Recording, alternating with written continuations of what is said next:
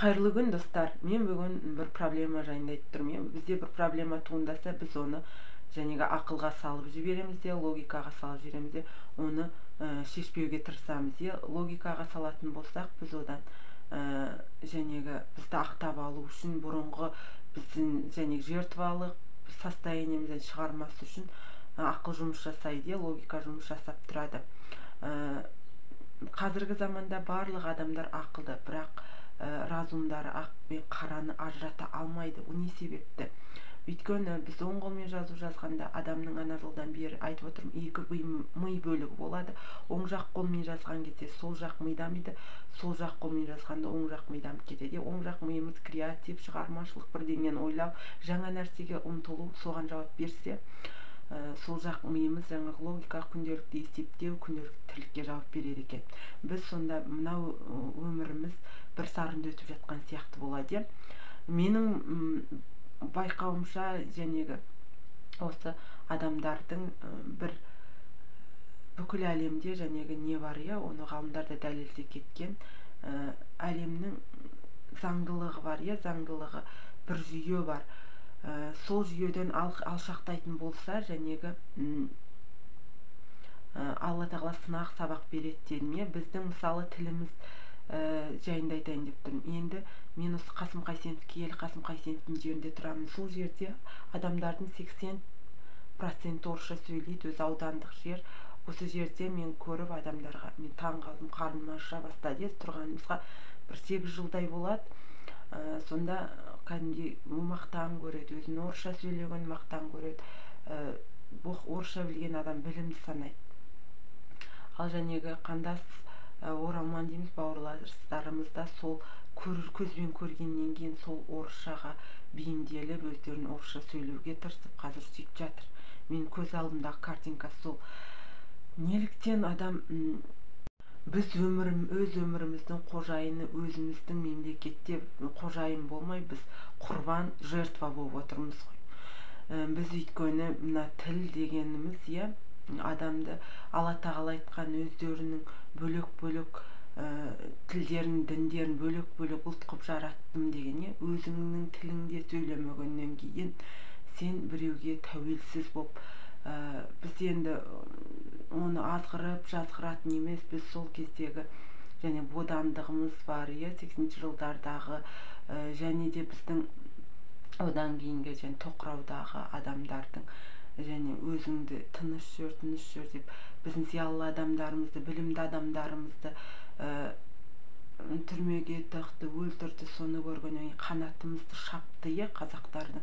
Соны көріп алғаннан кейін бізде қорқыныш пайда болды. Біздің бұрынғы ата-бабаларымыз бұлай болмаған. Өйткені оларды өлімнен қорықпаған. Біз қазір өлімнен қорқатын болып тұрмыз.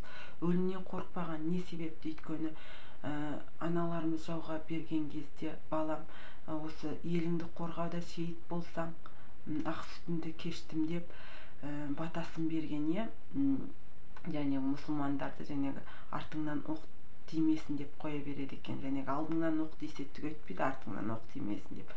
Сол секілді бізде орыстар таң алған ғой, ең алғашында соғысқан кезде, және оларда мылтық андаймдайлар бар ғой. Бізде кәдімгі найзаны алып ата-бабаларымыз жүгіріп жүргенде осындай ұлт болады екен ғой деп, рухтары мықты деп таң қалған орыстар. Мен өзім тарихшымын, содан білем. Жәнегі сонда бізде рухынан алу керек деп Екатерина, тарихтан білетін шығарсыздар, жәнегі тілінен алу керек бұларды. Өйткені біз естиміз, тыңдаймыз, сөйлейміз, соны естіген ақпаратымыз жәнегі орысша болса, тыңдаған ақпаратымыз, сөйлеген ақпаратымыз орысша болатын болса, біз орыс боламыз, нақ орыс боламыз.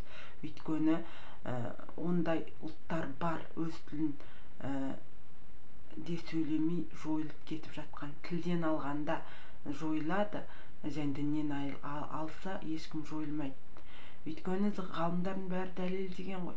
Сондықтан біз дайын тұрған және тәуелсіз еліміз қазір өте қорқынышты жағдайда тұрмыз. Оны мен оқыдым, оны бәрін ғалымдар зерттеп қойған. біз сонда өзімізді ешкімге, мысалы мына әлем ешкімге тәуелді емес, адамға адам тәуелді емес, біз соны түсінуіміз керек. Біз апарып тілімізді орыстарға тәуелді қылып тұрмыз.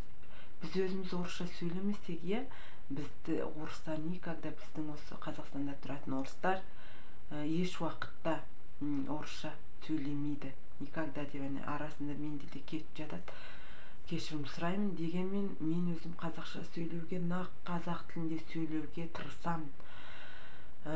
Бізде сондай, оны енді ата-анамызды, ата-бабамызды бір кінәлауға бізде ешқандай не жоқ. Тек қана біз оны түсінуіміз керек. Ары қарай біздің болашағымыз, еліміздің, ұрпағымыздың қамын ойлайық десек, жәнегі біз осыны түсінуіміз керек, тілсіз ұлт болмайтындығын. Осыған байланысты бір жайт есіме түсіп тұр. Менің құрбым десем де болады, бірге жұмыс жасаған. Ол өзі орысша сөйлейді, күйеуі де орысша сөйлейді, үй ішімен орысша сөйлейді, баласы бар, ол да орысша сөйлейді. Оны бірінші классқа берер кезде маған айтады, мен бұны орысша беріп тұрмын дейді. Неге десем, кейін мен күйеуім айтты дейді, неге орысша бересің, бұны қазақша бер деп. Кейін өзім қиналып қалам ғой. Мен мектепті орысша бітірдім, сабақ қаратқан кезде мен оны қалай қаратам деп, өзінің қамын ойлап тұр. Ертең ана баланың болашағын ойлап тұрған жоқ. Қорқыныш сонда айлан келгенде. Қазақта сондай қорқыныш бар, мен кейін баламды жәнегі оқыта алмай қалам ба. Кейбір ата-аналарда мынандай қорқыныш бар, ертең нан тауып жей алмайды. Тілді нан табудың дәрежесінде ғана ұстап тұр. Ойлаулары сол. Мен алдынан айтып жүрмейін, ойдың жәнегі әр адамның өзінің ойлау қабілетіне байланысты дәрежелері бар. Ойының дәрежесі сол болып тұр. Нан таба алмай қалады деген сияқты. Нанды неге таба алмайды? Әр адамға рызық несібені Алла тағала беріп қойған. Ұлт қып жаратты ма? Біз ары қарай ұлтпыз, өзімізді қабылдауымыз керек. Біз ұлттық ядромызды қабылдамай, жаңағы бізді ата-бабамызды және тегімізді, тамырымыз ғой, біз ағашпыз, соны қабылдамай тамырымыздан біз нәр алмай, біз үлкен жайқалған елге танымал ел бола алмаймыз. Сонан тағы бір не, үшінші, осы өзіміздің жәнегі кедергіге қарсы тұра алмауымыздың тағы бір себебі жәнегі жалған түрде келсе салу. Жалғандық, бізде жалғандық өте жақсы жұмыс жасайды. Оны да мән беріп жүрмін ғой. Енді мен жан-жағым сонда, мен жұмыс істеген жерде, мысалы, енді бәр жерде бар деп ойлаймын, бастығын жамандайды да, бастығын жамандап отыратын адамдар бар. Сосын жамандап отырады да, оны неге жамандайсың деп енді кіріспеймін да, кірісіп енді бір сондай сұрақтар қойсаң, сен ойлайды анаған жағымпаз барады, бәрін жеткісіп барады деп ойлайды. Өздерінің енді ойлау деңгейі сол болып тұр. Содан жарайды, енді бір жолата сол кісіні жаман деп жүре бермейді да, маска киіп алады да, әлгі кісіге барады да, бастыққа жағымпаздық жасайды, жағымпазданады.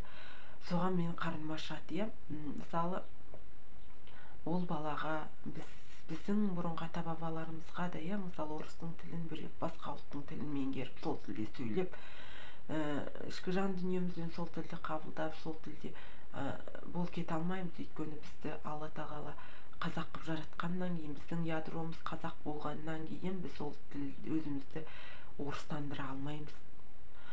Өйткені ол бала, мысалы, жәнегі подружкамның қызы айта алмайды, мен қаламайын бұл тілді, өйткені ата-анасының көңілін қалдырып алам ба деп. Көбінесе осы ата-ана мен баланың арасында осындай байланыс болады.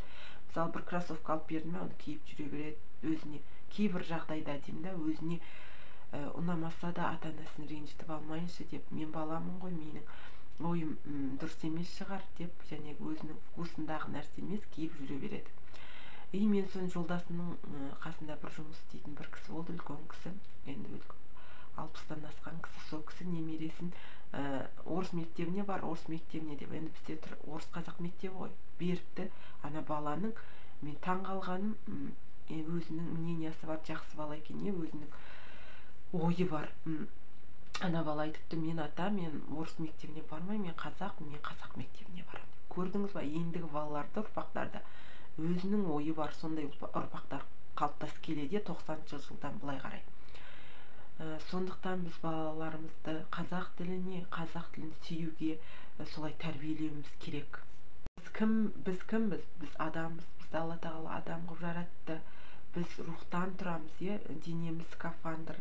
Мен жаңа айттым, адам рух, дене және неден тұрады, жаннан. Біз негізі рухпыз, дене біздікі, дене бізге қызмет етеді, жанымыз бізге қызмет етеді.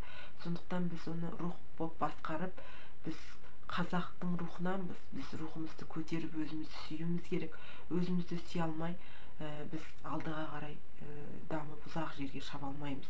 Сондықтан өзіміздің тілімізді, дінімізді сүюге, өзіміздің қазақ екенімізді сүюге әрбір адам бүгіннен бастап атсалысатын болса, бізден үлкен ұлт, елге танымал ұлт, қазіргі заманға көшіне іле салатын ұлт бола аламыз деп ойлаймын. Егер де менің ақпаратым сізге ұнаған болса, лайк басып, комментарий қалдырып, және каналыма тіркеліп қойыңыз. Рахмет.